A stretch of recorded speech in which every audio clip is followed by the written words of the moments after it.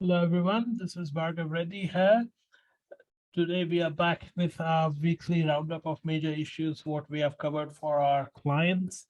Today, Paul and Uday will not be joining us for the recording session. I will be taking their place, and in Africa, Sitati will be covering the entire of Africa, while Europe and Middle East will be covered by Bassel. To begin with, Southeast Asia,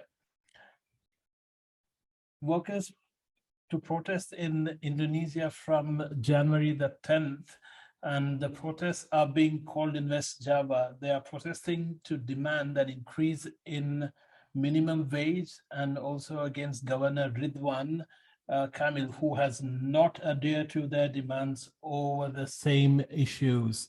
Now, the protests and the labor issues in Indonesia are something to watch out for, especially for businesses. And we can certainly help with monitoring as well as updating our clients with risk management issues, especially labor issues. Having nearly 2 decades worth of in-depth experience in the region, we can certainly support our businesses with such critical matters. In Southeast Asia, this was a major issue which was assessed, and there are 20 other developments which we have covered. Moving over to South Asia, we have about 12 other developments, while one issue was assessed. Post-poll violence in Bangladesh seems to be coming up again. Bangladesh went through a cycle of violence, sectarian violence due to religious issues during some of the Hindu festivals. At least 10 people were injured in post-poll violence at Kajra Union in Katkira region. The incident occurred between supporters of victorious and defeated candidates following the results of Union Parishad elections. These are local elections, and the political factions have often clashed before and after election results.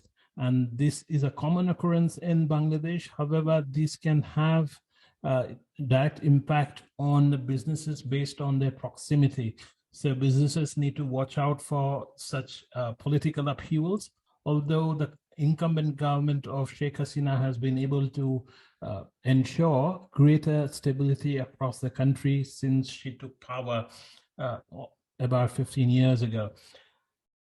Moving over to Central Asia, Kazakhstan has been boiling up over the last week, and we are conducting a members-only special briefing event.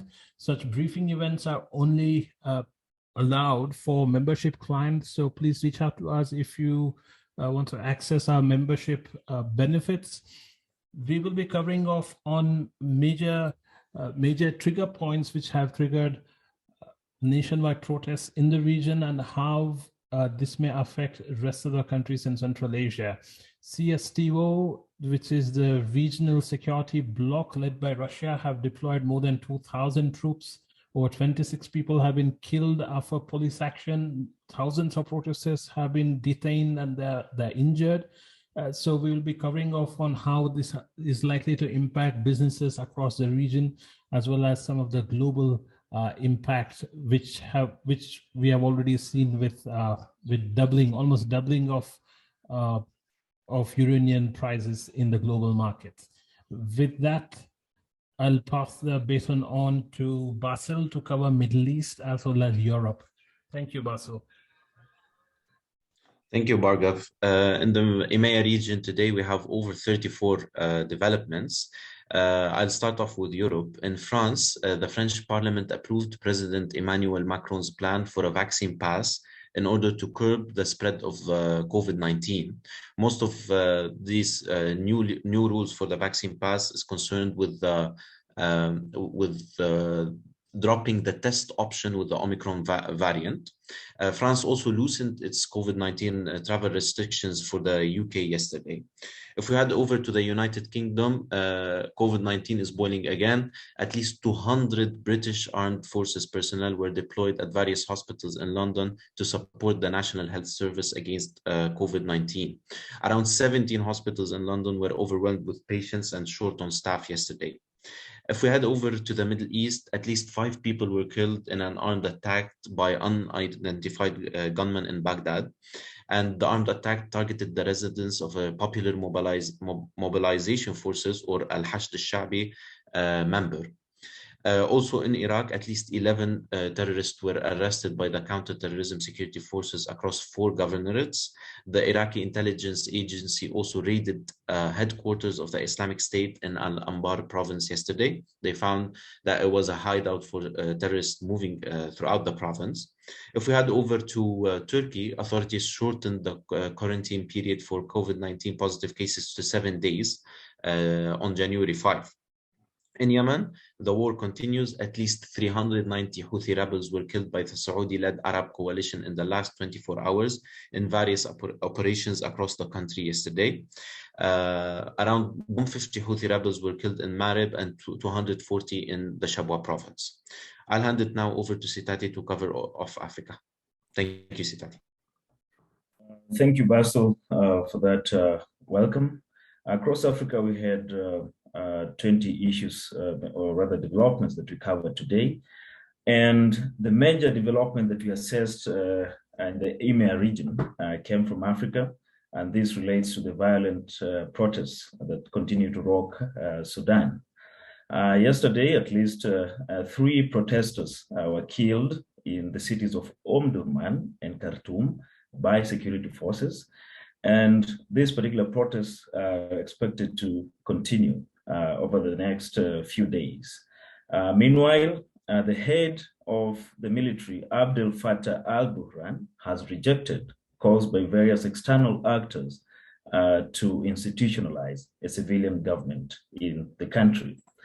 Across the north of Africa in Algeria, workers of the Independent Union of Tax Officials commenced their strike on January 5th, and the strike is expected to last for 10 days, if at all the government will not address their demands.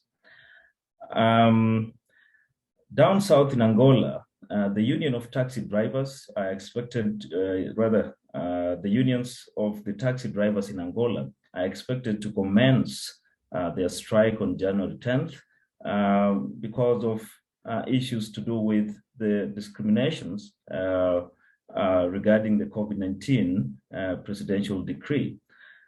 This particular strike is expected to take place in 7 provinces across the country. Further up in the Democratic Republic of Congo, activities at the Bangboka International Airport in Kisangani City resumed yesterday after a few hours of protests by the agents of the Air Transport Authority.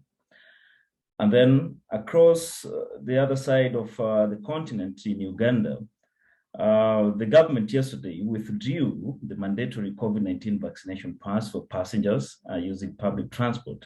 However, the operators of public transport are expected to still show proof of vaccination. So over to you, Bhargav, for other comments. Thank you.